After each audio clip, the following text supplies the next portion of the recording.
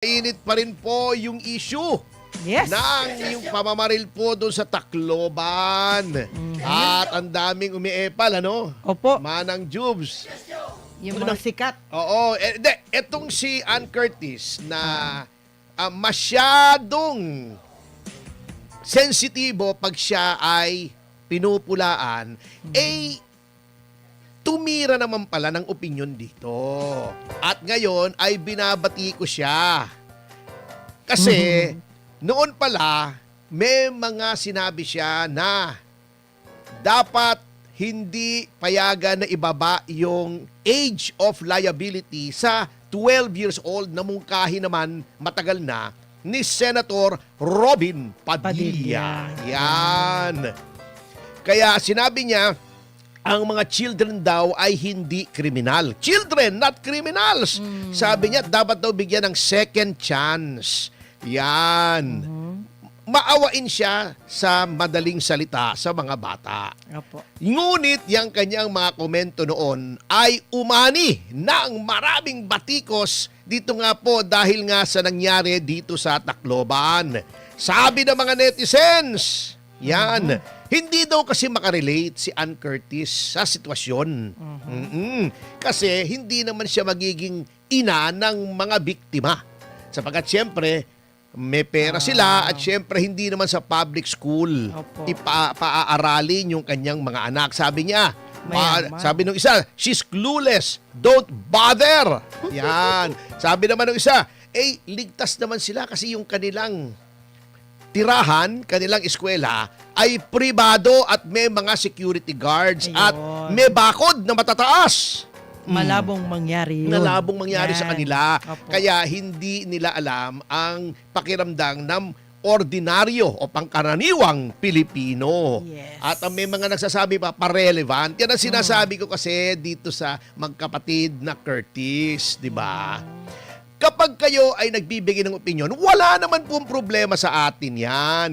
Kanya-kanyang opinyon, pero pag may sumasalungat sa opinyon nyo, ay huwag kayong masyadong sensitibo at magdedemanda kayo kung Huwag kayong ano-anong magalit. sasabihin. Ganun talaga ako ba, may dinimanda. Wala. Nagbibigay ako ng opinyon, may sasalungat kung ano-anong sasabihin sa akin. Mas masasakit pa kaysa sa mga sinabi ko sa inyo. Ako, within the bounds noong debate natin di ba? Opo. Oo.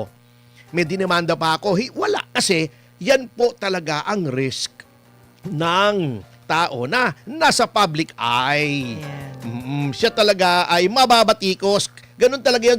Uulitin ko, parang boxing po yan, mga kasama. Pag kayo ay pumunta sa boxing ring, kayo ay boksingero, Yeah. ay masusunto kayo pag nanunto kayo. Manununto kayo, masusunto kayo, tatamaan kayo sa panga, sa ilong, at sa, wag lang dun sa below the belt, masakit yun. At saka, Expected na yan. bawal yun oo. Mababasag. Yung mababasag yung trip mo, oo. O, at saka bawal yun sa sa boxing, yung below the belt. Opo. Oo. Anyway, eto natatawa na naman ako rito. Talaga namang yung mga politiko pa-relevant Eto naman, umandar na naman yung pagka-ipokrita ni Risa Ontiveros. Kasi, para nga siya ay, eto na naman, sumikat na naman.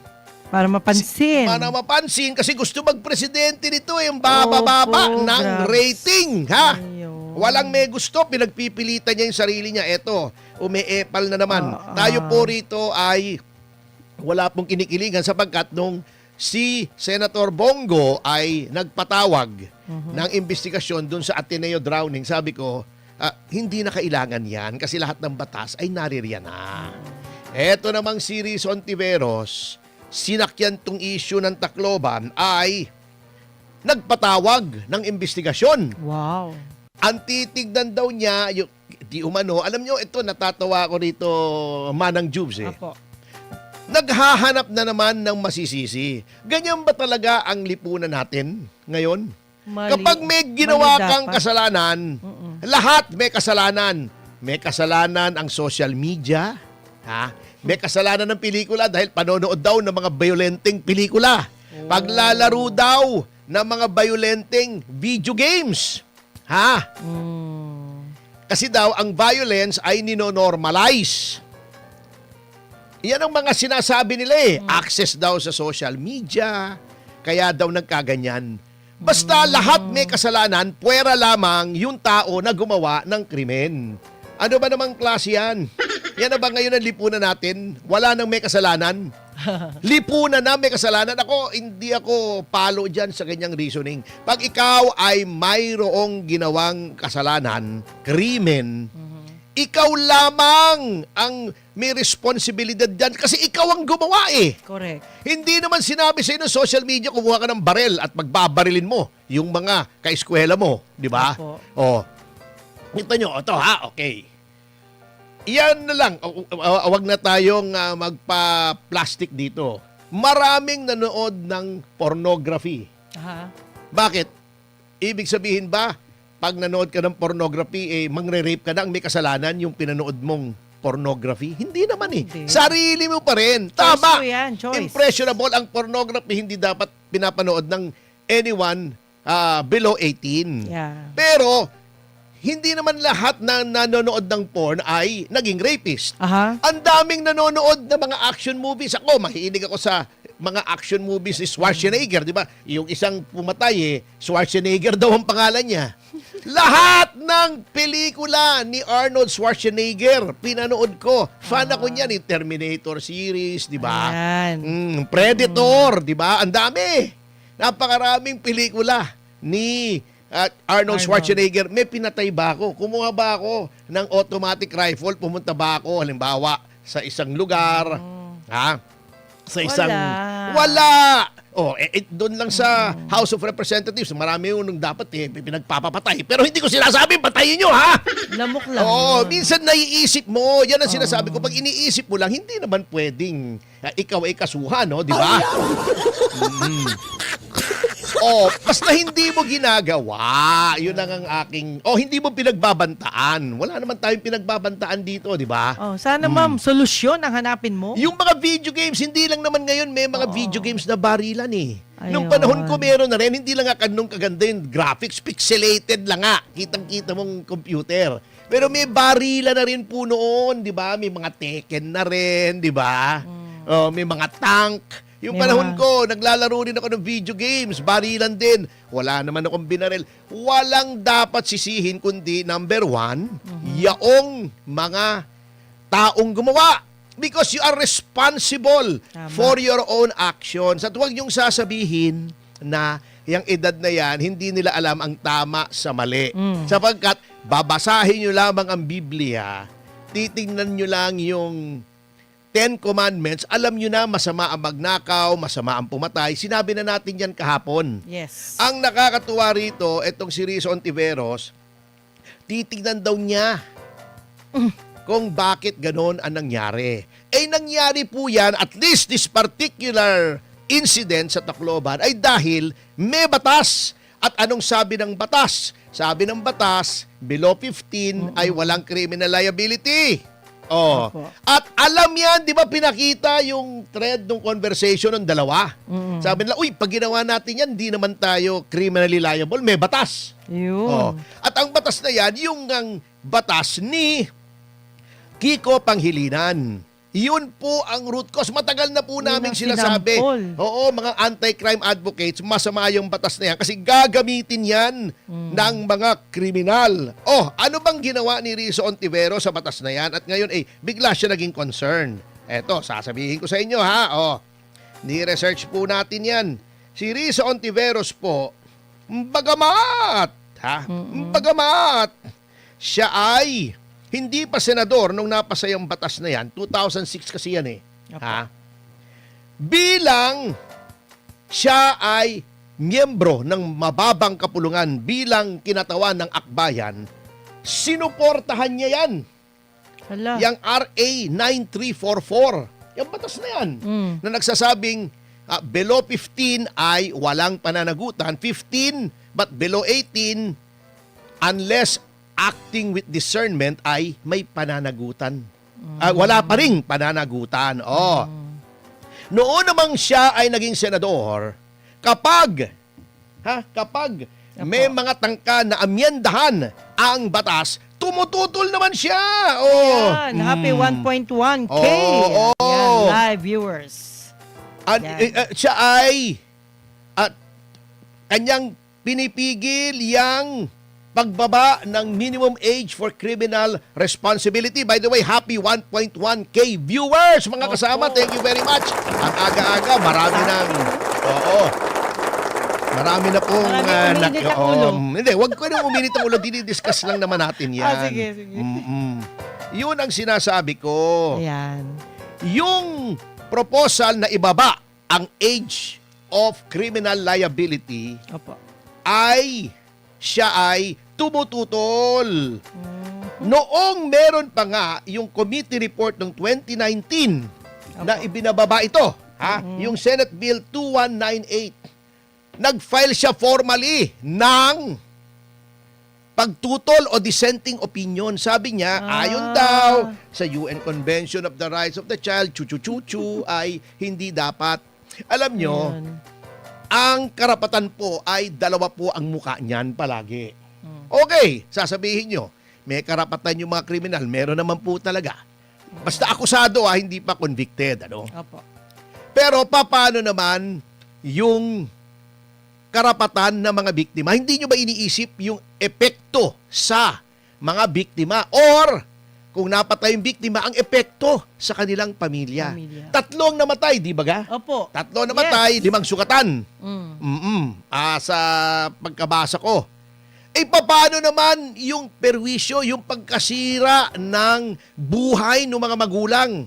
Correct. Hindi pa kasi sila nakakaranas na maging biktima ng violent crime ang kanilang anak. Oo. Kasi sila ay nandoon, sabi nga ni Vilma Santos, Opo. kasi mataas sila. Sila Oo. nasa taas. Ako hindi makailanman magiging mataas, ano? Pero laging Hindi. bababa ako. Pero sila, mataas daw sila. Hindi nila alam ang nangyayari sa labas ng kanilang Yun. mga tahanan. Para sa kanila, yung mga ganyang violent crimes ay nababasa lamang nila sa periodiko at Yun. napapanood sa TV, sa social media, online reports, pero hindi nila nararanasan yan. Hindi nila alam ang pakiramdam ng magulang na naging biktima ng karahasan ang anak. Yun ang mabigat sa kanila. Masyado silang bleeding hearts. Yung kawawa naman. Swerte naman kayo. Pabihira naman. Paano magiging kawawa to? Ipinlano nila. Pagkatapos, ang gobyerno naman natin, pinopost na pala online, wala pa rin ginawa. Walang intelligence gathering. Oh. Di ba may nagsasabi nga, acts of terrorism ito. Opo. Ngayon, ang daming pumasok na EPAL. Pasok yung DOJ, may analysis pa, na parang sila ay mga psychiatrist at psychologist. May mga kasama daw itong hindi ko maintindihan. Yung policewoman na nakuha na ng baril. Well, tama naman. Negligence nga yan. Kasi kung ikaw ay may firearms sa bahay at nakita, nakalagay, Ng PNP bata. property pala, no? Yes. Yung isang baril na ginamit. Bakit naman hindi niya nilagay under a secure? Yun. Under secure circumstances. Yung may kandado, mahirap buksan, di ba? Opo. Unang-una, firearm yun. Deadly weapon yun. Deadly weapon. Pangalawa, hindi mo property yun, property ng gobyerno yun. Pag malasakitan mo naman ang gobyerno, di ba? Patay ka dyan. At alam mo naman yun, pagka nawala yun, cargo mo yun. Uy, happy 1.4K live viewers po sa Yan. DZAR YouTube. Palabang yan, wala And pa not sa only Facebook. that, attorney, ngayon po ay 24, not 23. Bakit mo lang sinabi? Ngayon ko lang Bagal mo Ayan. Correction, guys. Yan. Sabi ko, 23 ba kayo? Ka ng June 24, Wednesday. Yan. Hindi mo na naman dala yung... Lonely girl ako ngayon. Hindi mo na naman dala yung salamin mo, no? Kaya hindi mo alam ang petsa. Dala ko na. Parang walang koneksyon. At least kino-correct yung mali. Yun naman ang tama, di ba? Ngayon, eto naman, sumakay din ng DepEd, dapat daw ay pahigpitin ang seguridad sa lahat ng mga eskwelahan. Opo. May problema tayo dyan sa mungkahing yan.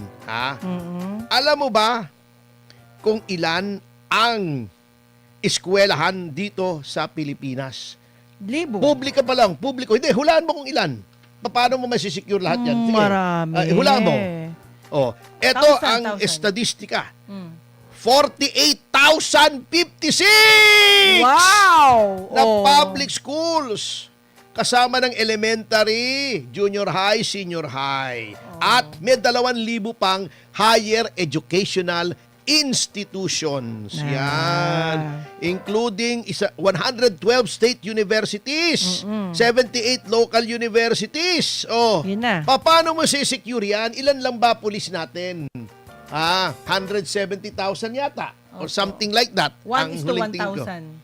Ayun nga, ibig mo sabihin lahat ng pulis lalagay mo diyan sa 48,000 na campus na yan. Ay, naku. Oh, di ba? Wala na. Ay, sino bang maghahabol sa Wala mga na snatcher? magtatrabaho. Sa mga holdupper? Sinong aaresto ng drug pusher? Sinong magbabantay laban sa akyat bahay? Wala o, di ba? na po. Wala Wala na. na. Oh, kamoting kahoy. Hindi pwede. Mahirap Ang yun. dapat dyan kasi, panagutin kasi pag nakita nila na walang nanagot dito criminally at binaybi na naman itong mga ito, ay gagayahin yan. Sasabihin, kita nyo, 3 napatay nito. Di ba? Nasampu 5 na ba o nila, 10 parang sugatan? ganun. Napakaraming sugatan. Ano pa? Illegal possession pa. O kita nyo, at diversion lang, hindi naman pinarusahan ng matindi. Kamoting kahoy na may ulalo tayo dyan. Di ba? Napunta yung flood control sa estudyante. Ayun nga ang problema. Talaga namang dapat ibaba talaga kasi Ang galing. acknowledge na nila, 'di ba? Sabi nila dapat pagbawalan ng social media Opo. sa below 18, dapat itigil yung panonood ng mga violent na mga sine, paglalaro ng violent na mga games.